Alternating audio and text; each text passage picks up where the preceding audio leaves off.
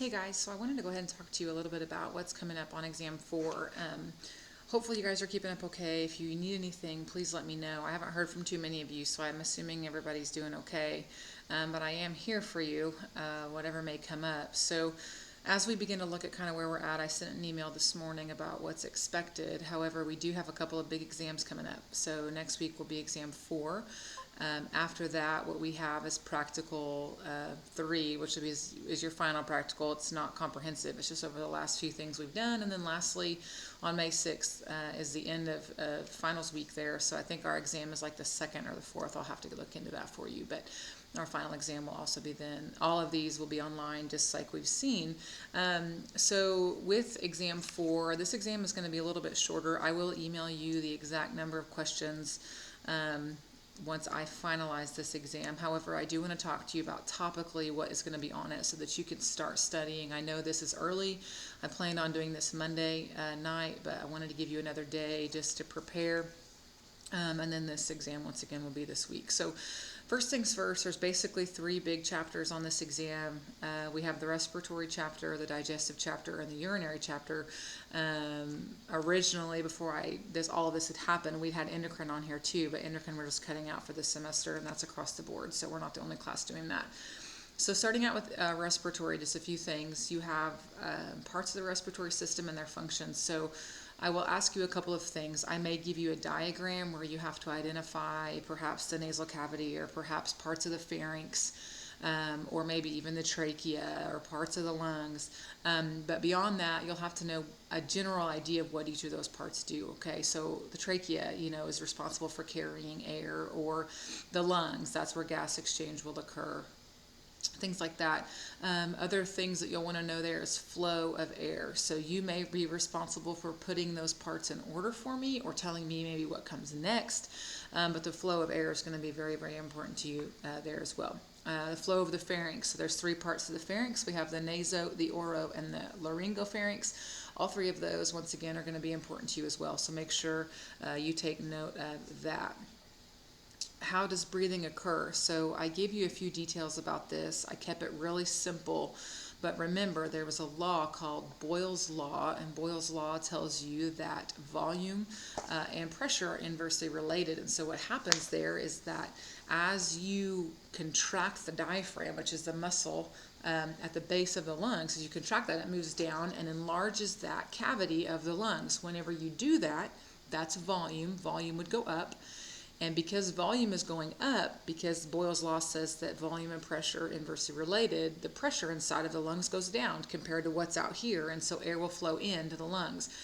Once you then release that, you recoil the diaphragm, or basically you relax it, it's going to move back up. That cavity gets smaller then, and now the pressure inside of that lungs goes up. So because the pressure is now going up, air is going to flow out. So when you talk about how breathing actually works, it's all based upon one muscle called the diaphragm. And the diaphragm there, once again, changes the volume of the lung cavity. That changes the pressure inside, and depending on whether that pressure is higher or lower than the pressure out here, air will either move in or out of the lungs. That is explained further in the lecture, so refer to that, or if you still aren't getting it, please let me know and I'll talk you through it a little bit more.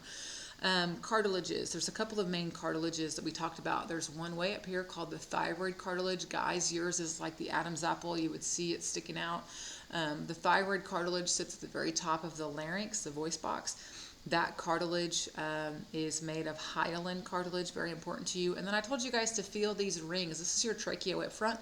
You can feel the ribs on that trachea. Those are all called C rings. They look like C's, and they are also hyaline cartilage. So be sure you know the types of cartilage there. I also mentioned to you respiratory and conducting zones. Of these 2, it's very, very important that you can tell me the difference. The conducting zone is just where air is moving. So I tell students, think of it like a conductor of a train. He's just moving that train along. He's typically not going to unload and load it. He's going to move it. Okay, so the conducting zone is for moving air. So that's all the structures that move air. That's basically nasal cavity, oral cavity, trachea, into the bronchi. Once you get way down to structures called the terminal bronchi, we say they are the end of the conducting zone. At that point, you move to respiratory zone. Respiratory zone includes the respiratory bronchioles and the alveoli. these guys are involved with respiration, which is the exchange of gas. And so we want to keep those two things straight. Conducting zone is basically from nasal cavity all the way to terminal bronchioles. Then from there, we move into the respiratory zone. That's respiratory bronchioles to alveoli, and they are involved with gas exchange. Gas exchange, there's two different types. There's an internal and an external type. The external gas exchange is the gas exchange that you have with the air outside. Okay, so gas exchange as oxygen comes in and goes into the alveoli of the lungs. At that point, oxygen from the air or the alveoli will go into the blood, and carbon dioxide will go from the blood into the alveoli, and you'll breathe it out. That's external gas exchange. Internal gas exchange is the gas exchange that happens at your tissues. This is where all the blood is bringing in oxygen, okay? So that oxygen will go into the tissue, and the carbon dioxide will go from tissue back to blood, and that blood will be brought back, and you'll exhale that gas off. So make sure you know internal, external respiration, and where gases are moving in those. I made that pretty clear in the lecture as well. The difference between inhalation and exhalation. Inhalation is air coming in, exhalation is air going out. Make sure you know the main gas you're dealing with. In inhalation, you're worried about oxygen, and exhalation, you're worried about carbon dioxide. Parts of the brain that are involved, the medulla and the pons, make sure you can tell me what those two are responsible for doing. Also, the phrenic nerve, which is involved with innervating the diaphragm. So the phrenic, P-H-R-E-N-I-C, the phrenic nerve is what innervates the diaphragm and allows it to contract. So it's the main nerve involved with inspiration. Since the diaphragm is the main muscle of inspiration, it allows you then to bring air in. We talked a lot about gases, carbon dioxide and oxygen, and I want you to know that carbon dioxide is the main gas that triggers this system. So if your body recognizes that CO2 is high, that's going to be what automatically changes your breathing rates. Okay, so if we were going to ask you like what gas are we dependent upon, it's CO2. Now oxygen is required, but CO2 is going to be the one that we're mostly regarding as far as a stimulus is concerned in this system. I sent you an email with the specific differences between hyperventilation and hypoventilation. Make sure you're aware of those two and how they're related and how they're very different. Type 1 and type 2 alveolar cells, I put this in the notes as well, but type 1 alveolar cells are the cells of the alveoli that are involved specifically with gas exchange. I told you that they have a type 1. That means their first objective is gas exchange. Type 2 alveolar cells, this is like a secondary function in my mind, but that is for surfactant. And remember, surfactant is the substance that's created to hold those alveoli open during exhalation. So otherwise what would happen is you breathe out and those alveoli would kind of crumble like a balloon. Surfactant holds them open so that you can have adequate gas exchange. Otherwise they would collapse and they would get stuck. So surfactant is very much required here. So type 1, gas exchange, type 2, surfactant. And you can also remember that a 2 looks like a backwards S, or upside down S. That's kind of what I tell students, think surfactant, type 2. Your paranasal sinuses, we've talked about this before, but this is going to show up again on the exam. There's 4 of them. Make sure you're aware of those 4 and what they're responsible for doing. There's mucus produced by these guys. An overabundance of that would be what you would receive like in a sinus infection. But when you think about the purpose of them, they humidify air, they're going to help with voice resonation, things like that. Parts of the lungs specifically, we're going to talk about lobes. Make sure you know how many lobes are on each side and why the left lung is a little bit smaller. That's because the heart is over there. Apex versus base, same idea. It's opposite of the heart, so the base now is going to be at the bottom and the apex is going to be at the top. Epiglottis versus glottis. I have students sometimes get these confused, so make sure you're aware of the differences there. The epiglottis is that little piece of hyaline cartilage that, I'm sorry, it's not hyaline, it's elastic, that is going to cover up the trachea whenever you breathe and force food when you swallow down into the esophagus. The glottis is the opening of the voice box or the larynx, so make sure you keep those two things straight. And lastly, I gave you one volume when we talk about breathing, and that was quiet breathing. Quiet breathing is the breathing you do just as you're sitting around, just in and out, nobody's thinking about it. And that volume of air that you need to know is 500 milliliters. That is for an average person, of course. And once again, these numbers can all change. We didn't have the chance to do actual experiments in class or in lab, but that's what would be happening if we did. All right, digestive. When you look at digestive, lots of different parts here. Okay, first of all, you have to know the parts and their main functions. I tried to give you a general idea. The very last slide of that chapter gives you basically what each of those is doing. I don't care how you do it, but make sure you're aware of the flow of those organs. You can name those organs and you can tell me what they do overall. Now, a few specific ones that we need to make sure we know. Parts of the stomach, specifically the inside of the stomach. There's rugae inside of there that helps it with distension or stretching. The cells of the stomach and what they produce, I put those in the notes. Make sure you look at that. Specifically looking at things like intrinsic factor. I told you about intrinsic factor and the fact that it was responsible for allowing you to absorb more B12 once you go through absorption in the small intestine. So be sure you're aware of those things. Parts of the small intestine, there's 3 of them. Be able to put those in order. It's duodenum, jejunum, and ileum. Okay, put those 3 in order for me. And also tell me here what's along the inside of the small intestine that increases surface area. So I gave you villi, microvilli, and those plica circularis. All of those are going to increase surface area for absorption. I'm kind of skipping around a little bit. We talked a lot about accessory structures in the digestive system as well. Things like saliva, what's in your saliva. Be sure you know that. Anything special, I told you about it. Make sure you know where your salivary glands are. I'm not going to ask you to tell me anything else about them, but I will say which of the following is found here. Okay, so make sure you can name it. Make sure you can also tell me about things like bile. Where is it made and where is it stored? Make sure you know what the pancreas makes for you. The liver, which makes bile, and the pancreas, which makes a bicarbonate and a bunch of enzymes, all dump their secretions into the small intestine at a structure called the hepatopancreatic ampulla. This is all stuff I've told you in the notes, but be sure you're aware of what those structures are making, where they dump into, and why they dump into that. Remember, the pancreas makes that bicarbonate because your stomach has all that HCl and it secretes all this acid, and when it dumps it into the small intestine doesn't have a mucus protection like the stomach does, and so it would eat those cells away. So bicarbonate comes in and neutralizes the acidic chyme. It's called chyme in the stomach.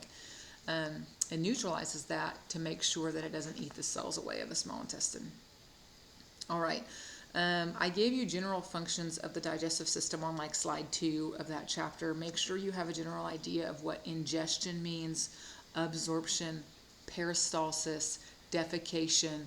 Okay, be aware of those definition terms so that you can define them for me. They're not difficult, but just make sure you can define them for me. The overall flow of food, you'll have to put these in order for me. So you'll have to put the organs in order, which one comes first, which one comes next. The internal layers of the digestive system, what we call the GI tract. There were 4 layers I asked you to know: the mucosa, the submucosa, the muscularis externa, and the serosa. Make sure you can put those in order as well, and give me any special details about them. Let's see. Keywords like mastication, if you don't remember what that means. I already told you peristalsis, so make sure you know what mastication means. That means to chew. Goblet cells. I could not remember if I actually mentioned the cell or not. I told you in the lecture, I know, that the large intestine has a lot of mucus production, but I was afraid I didn't tell you the actual cell that does that, and it's called the goblet cell.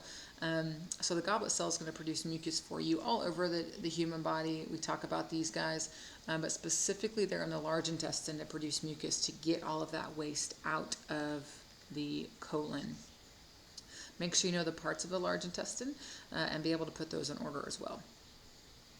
All right, moving on to the urinary system, the last of the 3. Parts of the kidney, of course.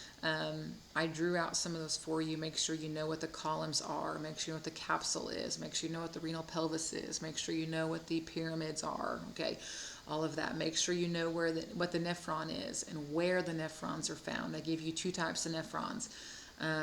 So all of that is going to be important to you. It's very kind of basic information, but make sure you can define those for me. functions of the urinary system overall. This is involved with producing here a urine, a waste product. It's also involved with regulating blood volume, that kind of thing. There were 3 main functions of this system: filtration, reabsorption, and secretion. Make sure you know what they do and what parts of the nephron are responsible for doing that for you. Also, the difference between urethra and ureter. Parts of the bladder, so there were trigone, there's rugae in there, there's transitional epithelium. Make sure you're aware of those details. At the very end of that chapter, I gave you diabetes. There were 2 types of diabetes: diabetes mellitus and diabetes insipidus. Be sure you know the differences between those 2 as well. Okay, almost done here. Afferent versus efferent arteriole. In the glomerulus, which is your capillary involved with filtration, there is an afferent arteriole that brings blood in, and an efferent arteriole that allows it to escape or exit. So make sure you know those 2. The flow of the nephron, be able to put the parts of the nephron in order for me. And then what is in the urine. So at the end of that chapter, I gave you what's in the urine, what should not be in the urine. There were also urine names for what might be in the urine. So for example, hematuria means you have blood in the urine. So be sure you can define what those might be for me. Male versus female urethra. Be aware of the differences there. So females is shorter, males is longer. Males also has semen and also urine. Both flow through. Females is just urine. Then the differences between insulin and glucagon. Those were 2 hormones I failed to mention in the digestive system, but they were listed there and talked about at the point of that chapter. So I've pretty much given you here the main functions and the details of this next exam. So if you find that you have any questions, let me know. I'm hoping that this one is very straightforward for you. We're moving quickly along, so I'm trying to make it simple and to the point. So I hope that you're finding that that is true. Please, if you have not gotten those lab activities done, there's a lot of you that have not, please, please, please be working on that for me. That way we can move on, because your lab practical is coming quickly, and I don't want those things to still be something you're trying to do last minute. So I hope you guys are hanging in there. I'm thankful for you, working through all of this with us. We're trying to make sure that you guys successfully get through this semester, but please reach out to me if you find that you're having any difficulties at all. I'd be happy to do a Zoom call with you if you need to, or just talk to you on the phone, whatever you might need, or email. I'm accessible, so please let me know. Hang in there, guys. A couple weeks left. We're almost done. So holler if you need anything. Otherwise, exam 4 coming your way this week.